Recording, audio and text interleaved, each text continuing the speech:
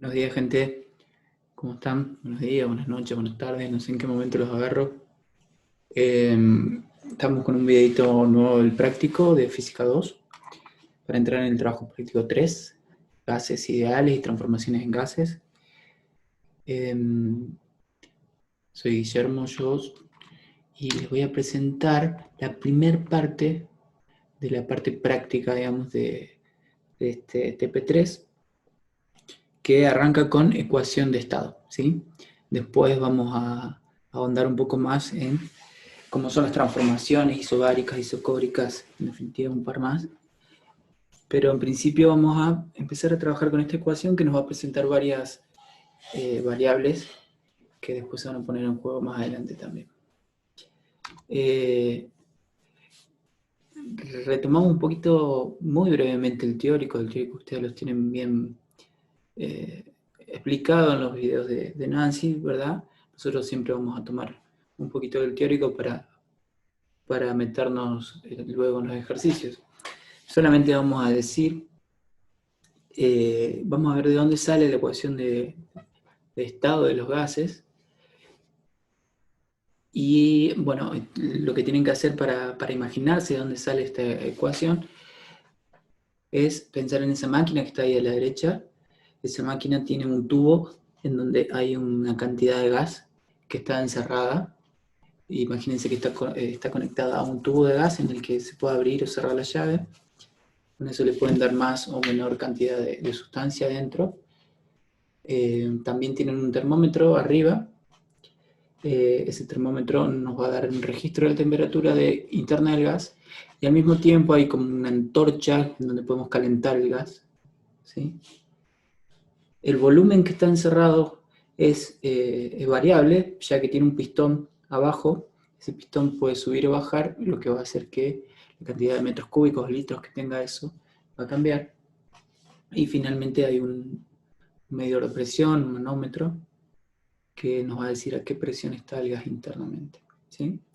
Si nosotros tenemos este dispositivo, en realidad algo parecido deben haber tenido los que hicieron estas investigaciones, empezaron a hacer experimentos y tuvieron 3 conclusiones que después terminan conjugándose en la ecuación de gas de estado. Rápidamente vamos a decir que esta gente que hizo empezó a meter cantidad de gas adentro y veía cómo variaba el volumen, ¿sí? Lo que dice es que el volumen es proporcional al número de moles. Esto quiere decir que si duplicamos el número de moles, el volumen se va a duplicar. Esto siempre y cuando la temperatura y la presión sean constantes. Una segunda conclusión de las mediciones que se pueden hacer aquí es que el volumen es inversamente a la presión absoluta.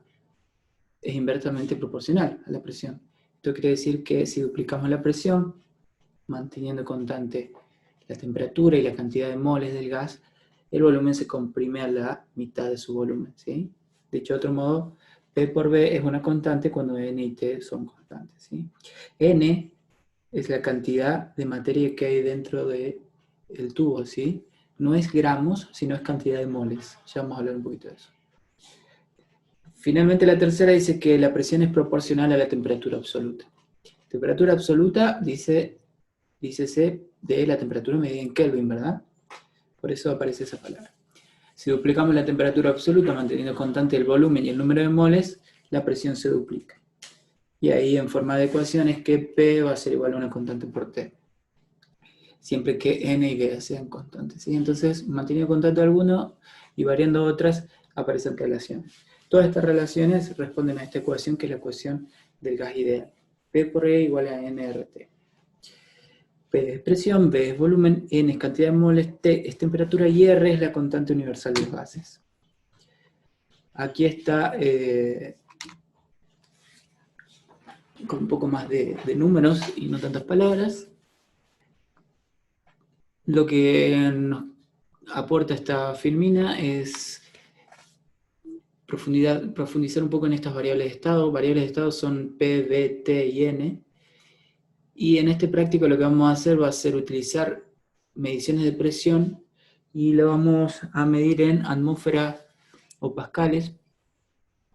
Hay otras unidades de medición como el bar, como los milímetros de mercurio, pero aquí en este trabajo vamos a usar atmósfera y pascales. Ahí está la equivalencia. Para medir el volumen vamos a usar litros o metros cúbicos, también está la equivalencia ahí.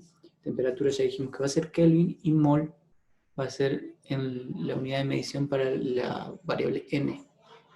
El mol es una cantidad, como si uno se pusiera a contar cosas. Entonces, si uno cuenta 6,02 por 10 a la 23 partículas, en este caso para un gas serían moléculas o átomos, depende del gas. Si uno llega a esa cantidad contando, va a tener un mol. Si duplica esa cantidad, va a tener 2 moles. En definitiva, es un indicador de cuántas moléculas o átomos hay en una porción de gas. R es la constante de los gases, se puede medir en dos unidades. La primera es Joule sobre mol Kelvin, la segunda es litro atmósfera sobre mol Kelvin. R vale 8,31, con esos dos decimales generalmente nos alcanza. Si lo medimos en Joule mol Kelvin, y 0,082 si lo medimos en litro atmósfera mol Kelvin. Tengan en cuenta que, ¿por qué aparece Joule acá si estamos hablando de otras cosas? Y es que cuando multiplicamos metros cúbicos por pascal, dimensionalmente da Joule, ¿sí? Así que cuando ustedes vayan a hacer ejercicios y utilicen unidades de pascales y metros cúbicos, van a usar la constante que vale 8,31. Si ustedes en su ejercicio van a usar atmósfera y litro, van a usar la que dice litro atmósfera sobre mol Kelvin, ¿sí? En general van a tener esos ejercicios en donde el metro cúbico se lleva bien con el pascal y la atmósfera con el litro. Si no, van a tener que hacer cambios de unidades para homogeneizar sus ecuaciones. Una conclusión de la ecuación anterior es que si la masa por la cantidad de sustancia es constante, resulta que P por V sobre T es constante, ¿sí? Entonces podemos ir variando estas tres variables, valga la redundancia, y siempre va a dar lo mismo siempre y cuando se mantenga constante la cantidad de sustancia. Bien, no se necesita R cuando se relacionan estos dos estados. Imagínense que está de los dos lados de la ecuación y se simplifica. Bien, básicamente los ejercicios que vamos a hacer tienen que ver con un estado inicial, en donde hay una presión, un volumen, una temperatura y una cantidad de moles inicial, y por alguna razón va a pasar a un estado final en donde va a variar 1, 2, 3 o las 4 de estas variables, y nosotros vamos a poder predecir ciertos valores de estos cambios, de estas transformaciones, ¿sí? Generalmente estas transformaciones se dan por inyección o liberación de calor, o también inyección o liberación de trabajo, aunque también algunas veces cuando variamos n puede no haber implicado ninguna de esas dos, pero en definitiva las transformaciones suceden ahí en un intercambio de energía, ya sea por Q o por W. Nos vamos a enfocar en esta primera parte solamente lo que sucede en los estados estables. Un estado estable es un diagrama de Venn celeste, como este es un estado estable, y este otro estado estable. La transición todavía no nos va a preocupar. Este ejercicio 1 lo van a mirar ustedes solos. Está bueno como para ir viendo cómo se relacionan las constantes, y termina siendo que, bueno, los dos valores de R son los mismos, simplemente que tienen un acondicionamiento de las unidades. Lo mismo este ejercicio 2. Me interesa pasar de lleno al 3.2 de la guía de Educo para que veamos este ejercicio y empecemos a maniobrar con estas cosas. Tenemos un tanque de 30 litros, masa molar, 28 gramos sobre mol. Esta masa molar es la que me dice cuánta masa hay en un mol, 28 gramos cada mol. La presión inicial, 400 kilopascales. Temperatura inicial, 20 grados. Imagínense ese tanque con esas condiciones, ¿sí? No sabemos cuánta sustancia hay. Lo que sucede dice que se abre la canillita, se deja salir un poco de sustancia y la presión desciende a 250 kilopascales, la temperatura baja a 8, ¿sí? es implícito que el volumen sigue siendo el mismo, ¿sí? Porque el tanque es el mismo. Tengan en cuenta ustedes que el gas siempre va a ocupar todo el espacio que se le dé. Así que si el tanque tiene 30 litros, independientemente de la cantidad de moles que haya, va a ocupar los 30 litros. Pregunta. Calcular la masa de nitrógeno extraída y la que había inicialmente en el tanque. ¿Cómo hacemos para saber masa? Bien, atento que pide masa y no pide moles. Cuando ustedes se encuentran con un diagrama de Venn en donde tienen un estado estable, siempre van a tener las 4 variables y si solamente les falta una, la que les falta la pueden obtener introduciendo las otras 3 en la ecuación de estado. Por ejemplo, si nos falta n, despejamos n de la ecuación de estado, tenemos las otras 3 y calculamos, ¿sí? Para el primer caso, ingresamos los valores, los vamos a poner en sus unidades fundamentales y vamos a trabajar en pascales y metros cúbicos. Se puede trabajar en atmósfera-litros sin problema. Va a dar 400.000 pascales por 0,03 metros cúbicos. Esos serían los 30 litros.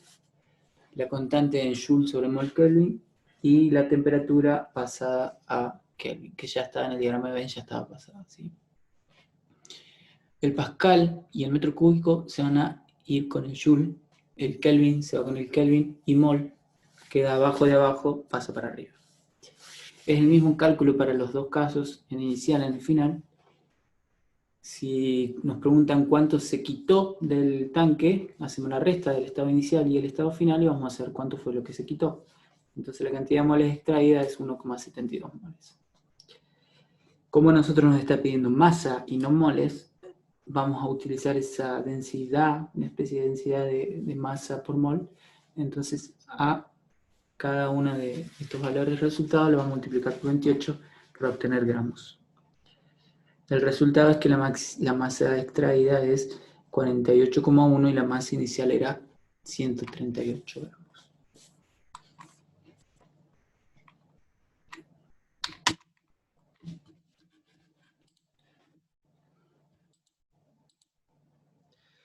La parte B del ejercicio dice, bien, yo saqué 1,72 moles, ahora lo voy a pasar a un tacho más chiquito, un tanque más chiquito. Lo que hacemos para saber la presión que tendrá a 12 grados es la misma deducción, bien, tenemos un diagrama de Venn en donde tenemos un estado estable que es ahora en un tanque más chiquito de 15 litros a 285 Kelvin y con 172 moles de sustancia. Como sabemos P, despejando P de la ecuación de estado, las otras 3 las sabemos, ingresamos nuestros valores, siempre manteniendo la homogeneidad en las unidades, y esto resulta que nos da 271.570 newtons sobre metro cuadrado. ¿De dónde sale el newton? Dirán ustedes. Y sale, en realidad podrían hacerlo más fácil porque en vez de escribir joule arriba podrían escribir pascales por metro cúbico y eso directamente cancelaría la unidad y me quedaría el pascal. Si hacen un análisis más fino del joule, le va a quedar newton sobre metro cuadrado y newton sobre metro cuadrado es pascal, ¿sí? Fuerza por sobre área. Fuerza arriba newton, área abajo. 271,5 kilopascales es la presión que va a tener este tanquecito más chico cuando se ingresen esta cantidad de moles, ¿sí? Bien. Sube bastante la presión porque es bastante más chico el tanque también.